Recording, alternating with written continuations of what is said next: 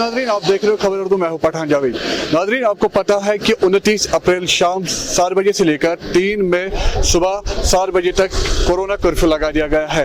कल deputy commissioner Srinagar ने press conference में कहा कि जिनके पास एक्सेस होगा वही उन्हीं को जो है रास्ते पर चलने की इजाजत होगी, जिसमें एम्प्लॉयज है और एसेंशियल सर्विस और जो इमरजेंसी सर्विस है उनको जो है रास्ते पर आज चलने की इजाजत दी जा रही है। आप देख सकते हो यहाँ पर जो है सिक्योरिटी फोर्स ने बाकायदा तौर पर चेक किया जा रहा है कि किनके पास एक्सेस है आगे जाने का, उनको आगे जाने दिया जाता है, और जिनके पास एक्सेस नहीं है उनको यहीं पर रोक दिया जाता है। जो गवर्नमेंट एम्प्लॉय है उनको जो है आइडेंटिटी कार्ड जो है उनको पास तस्वर किया जा रहा है, और बाकी जो इमरजेंसी और एसेंशियल सर्विस है उनके पास भी जो है कार्ड ही जो है वो पास तस्वर किया जाएगा।